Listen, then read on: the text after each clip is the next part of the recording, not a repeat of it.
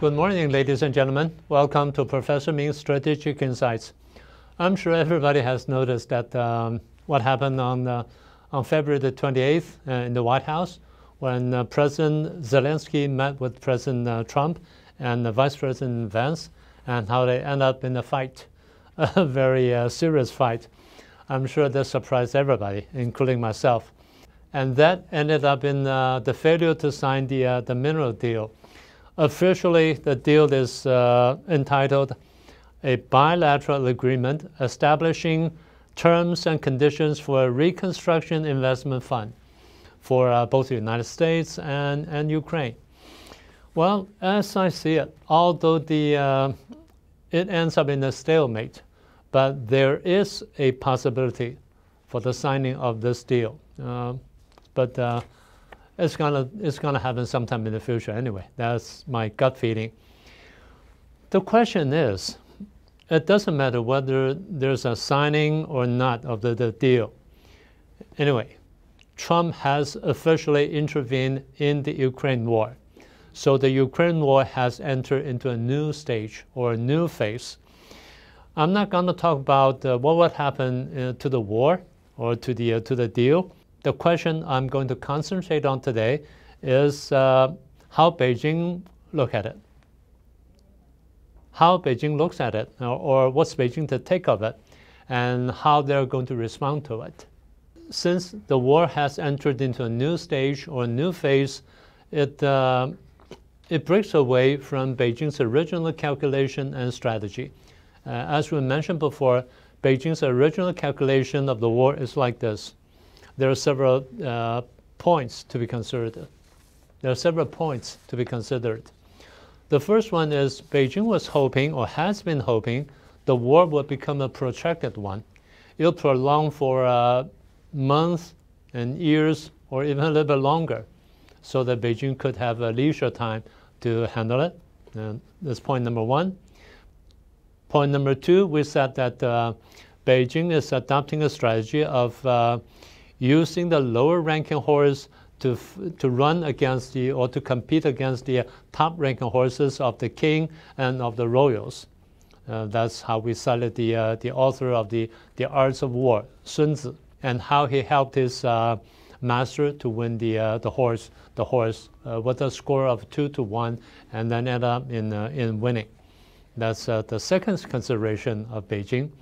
The third consideration on Beijing's part is how to use this war to wear out the strength or wear out the national capabilities of the United States, European countries, and even Russia, so that Beijing could stay away from their attention, and they would probably lose attention. Beijing would be out of the way, and then Beijing would get a room to develop its capability just in case when they need it sometime in the future. So out of that consideration, Beijing managed to help Russia to prolong the war and to fight the war a little bit better on the Russian side by buying more oil or petroleum and natural gases, minerals, and so on and so forth from Russia, and to sell more chips, more dual-use commodities, and more daily supplies to Russia, and so that it can help Russia in that way. And of course, diplomatically, Beijing has been trying to help out Russia in many international occasions. And if everything goes well for them, for both Beijing and Moscow, and what's on Xi Jinping's mind is, if opportunity offers itself, he'll seize it. And then he'll attack Taiwan and incorporate Taiwan when the time comes. And lastly, in order to weaken or to undermine the United States, Beijing started a propaganda war against the United States. They've been accusing the United States, attacking the United States of how the United States does not really want peace, how the United States want to instigate the war, how the United States want to prolong the war by sending more arms, more weapons to Ukraine, and so on and so forth. But anyway, now that, as we pointed out before, if Trump has officially entered into this war, has intervened in the war, and pushing for a ceasefire, if not for a complete peace, then anyway, the war will come to a stop for a moment at least. So what will happen? So that means all the calculation on the Beijing side don't work. At least it'll stop working. It's not the thing does not happen as they wished. So the biggest fear on Beijing side emerges now. That is, they cannot rule out the possibility that Trump is plotting something big. He may be thinking of join hands with Russia and turn against China, turn against Beijing. And then there's a possibility that Putin will take it. Will probably join hands with Trump. And then that's what they call a reverse Nixon card. And that's the biggest fear for Beijing at this moment. And this is something that we need to talk about. So now the big question is, if the possibility of a coalition between the United States and Russia, and the purpose for that coalition is to deal with Beijing. So what can they do? What can Beijing do facing this kind of a dilemma? Well, the thing can be divided into several parts or into several sub-questions. Sub-question number one is how to deal with Russia at this moment or at this juncture.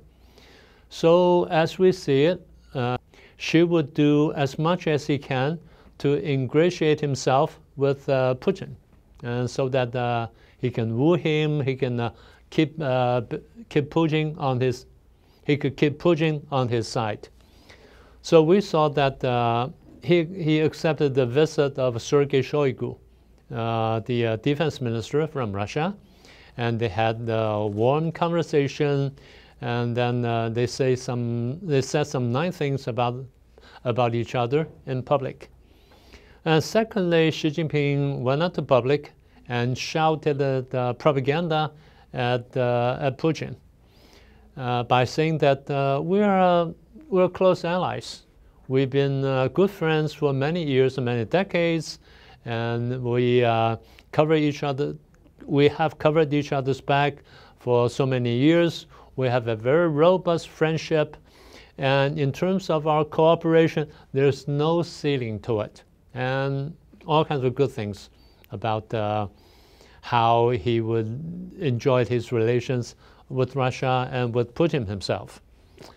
And then they even go as far as saying that, well, in early May, on May the 8th, I, Xi Jinping, will pay a visit to Moscow to participate in a ceremony celebrating the Victory Day, the victory against Nazi invasion. So I'll participate all kinds of ceremonies and to help you out.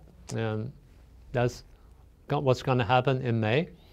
And of course, reciprocally, Putin says, well, I will visit Beijing sometime in August or in September when you celebrate the 80th anniversary of fighting against Japanese invasion.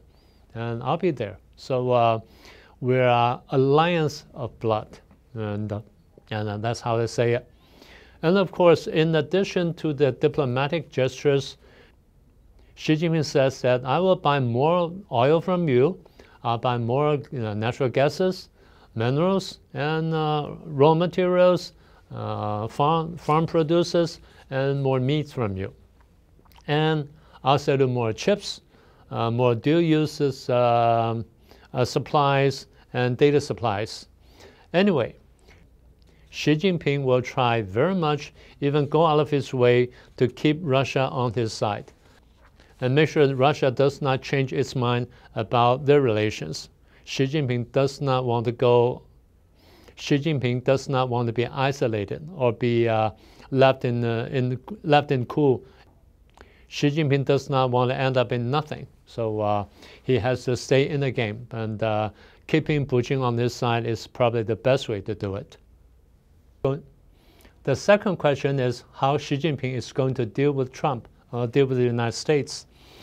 The major worries about the United States on Xi Jinping's part is how to deal with this possible coming trade war or tariff war.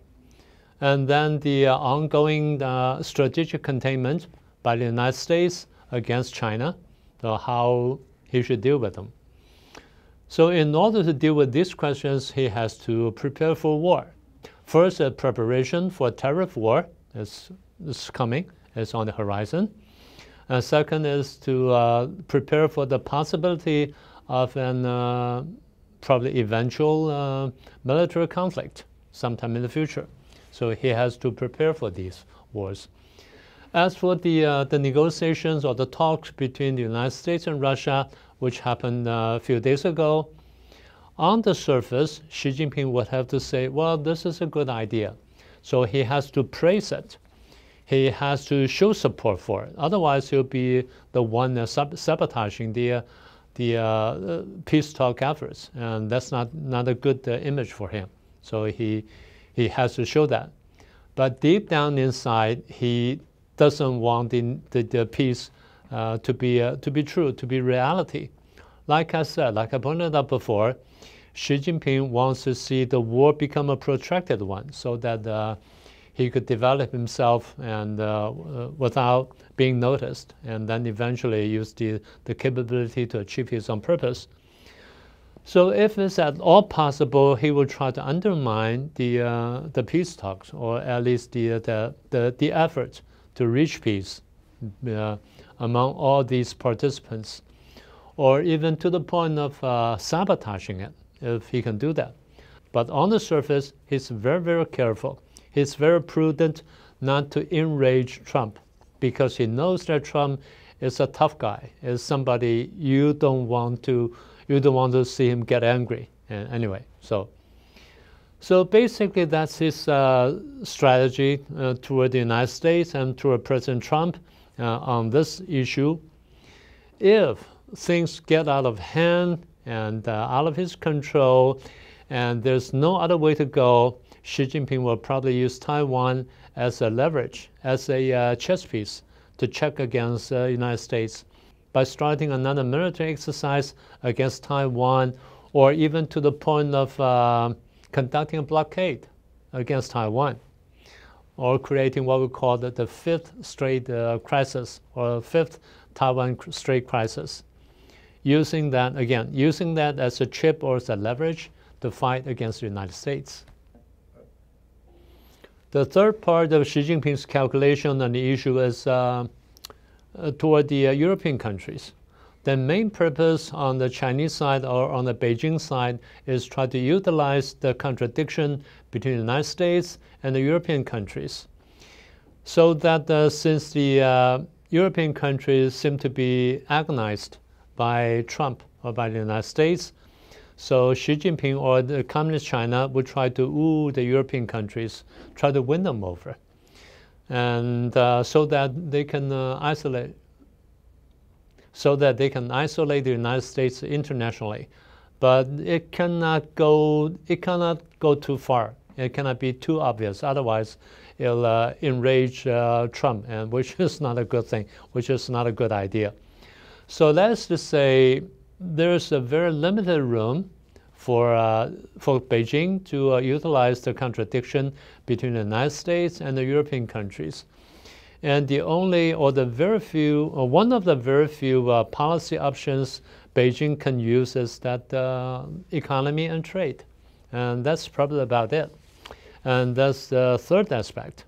The last one is for Ukraine. How will Beijing deal with Ukraine at this juncture? On the surface, since the deterioration of the relationship between Ukraine and the United States, and it leaves a room for Beijing to maneuver, but probably not as much as they wish. Like I said, Beijing would have to step in. If they don't step in now, they'll probably end up in nothing. So they will have to step in, and they want to have a say in the whole thing to show that they have influence in international politics, and they have a share in the so-called the big power politics, and that's something they want. And on the other hand, at this moment, the Ukraine may want to use use communist China as some kind of a card. Trump said to Zelensky, "You have no card in your hands." And Zelensky said, "Well, I don't play cards," but he has to play card games one time or another. So that gives Beijing a room to maneuver, although very limited. Beijing will have to pretend to be neutral, try to play the role of an honest broker in the whole game. But like I said, the room is still limited. But I guess the best shot Beijing could have in this whole thing is to take part or to join hands with other countries to participate in the reconstruction of Ukraine. Ukraine is devastated by the bombardment and by the shelling and everything by the Russians. So they have to rebuild their infrastructure. So building houses, roads, and stations, airports, and so on and so forth. And together with the upstream and the low-stream industries, that's something that Beijing could contribute to the reconstruction of Ukraine.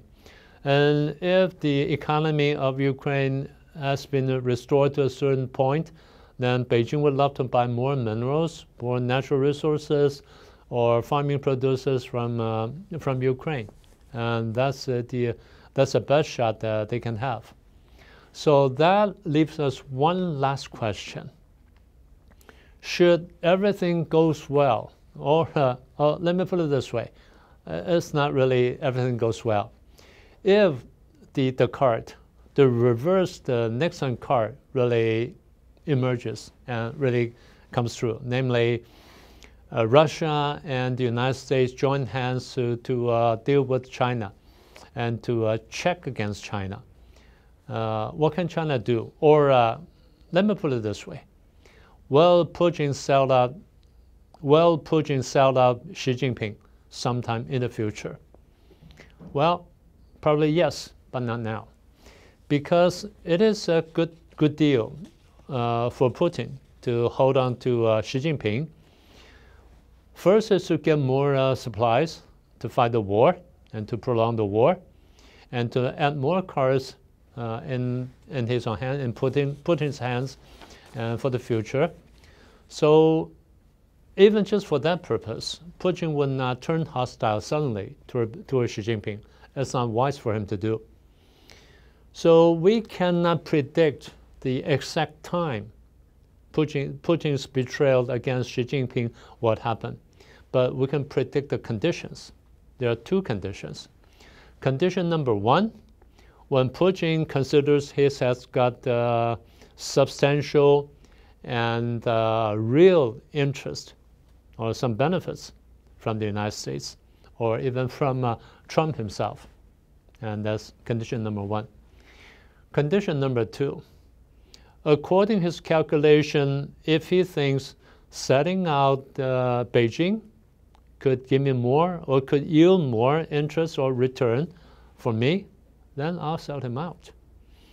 So the conclusion is the alliance between Russia or between Moscow and Beijing is not as robust as they claim. They are, as we see it, an alliance of convenience, and it's temporary. It's based on interest.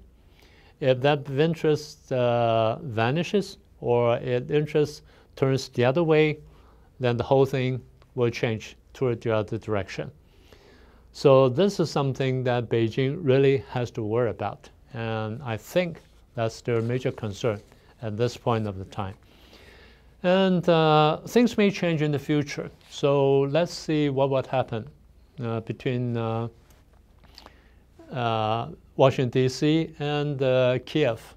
And then that's probably a very decisive factor, something to be waiting for, something that will happen in the future. So I think that's all I want to share with you today. I hope you liked today's program. And whatever, anyway, if you haven't subscribed it, please subscribe, share it with your friends, and then click the icon bell so that you'll get a simultaneous notification when we have a new program on. And I'll see you next time then. I'll see you next week.